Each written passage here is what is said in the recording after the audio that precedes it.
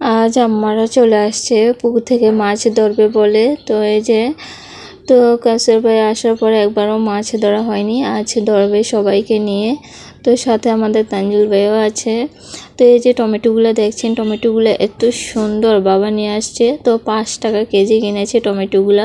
তো টমেটোগুলো খেতেও ভীষণ মজা লাগে, টক খেতে ভালো লাগে। তো এই যে একটা নেচটুটুক মাছ উঠেছে, ওইগুলোই নিয়েছে। মাছগুলো তেলাপিয়া মাছগুলো মাশাআল্লাহ অনেক বড় হয়েছে। আসসালামু আলাইকুম, আপনারা সবাই কেমন আছেন? আমিও আল্লাহর রহমতে ভালো আছি।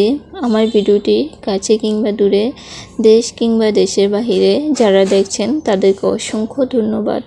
তো এদিকে হচ্ছে ঢেঁড়স আর আলু দিয়ে শিং মাছ রান্না করেছি। তো এই তরকারিতে বেশি ঝোল রাখি নাই, মাখা মাখা রেখেছি। তো দেখে যতটা লোভনীয় হয়েছে, খেতে কিন্তু ভীষণ মজা হয়েছে।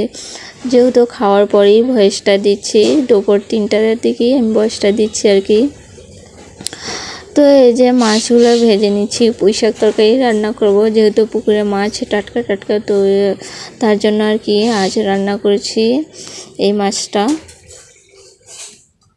তো এদিকে সব মশলা দিয়ে দিচ্ছি।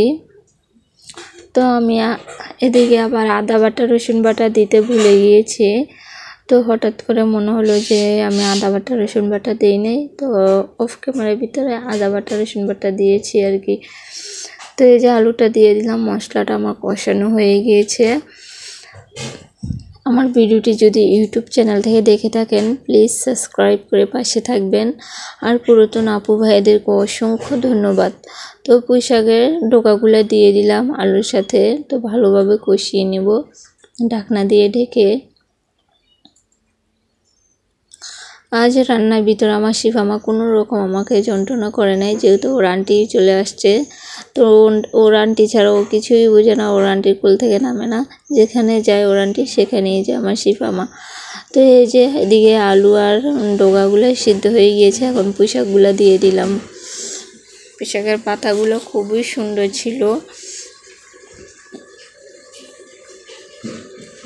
আমার ভিডিওটি যদি ফেসবুক পেজ থেকে দেখে থাকেন ফলো দিয়ে পাশে থাকবেন। তো তখন নাড়াই দিতে পারছিলাম না। তো ঢাকনা দিয়ে দেখে কিছুক্ষণ পর উঠানোর পর নাড়াচাড়া দিয়ে দিচ্ছি সুন্দরভাবে।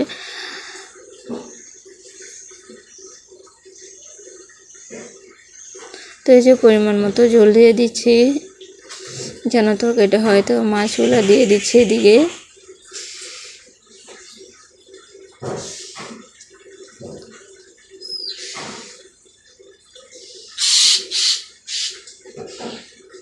তো এই যে ঢাকনা দিয়ে ঢেকে দিলাম। তো কিছুক্ষণ পর ঢাকনাটা উঠিয়ে নিচ্ছি, যেহেতু বলক এসে গিয়েছে দিকে।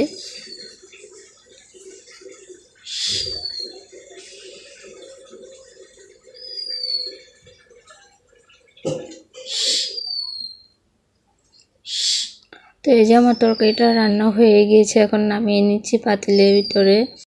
তো এই যে পুঁই শাক দিয়ে মাছ রান্না কেমন হয়েছে আপনারা কমেন্ট করে জানাবেন। তো এদিকে হচ্ছে আবার তেলাপিয়া মাছে মাখিয়ে রেখেছিলাম আদা রসুন গরম মশলা লেবু দিয়ে। আজকে ভিডিও এই পর্যন্ত, আল্লাহ হাফেজ।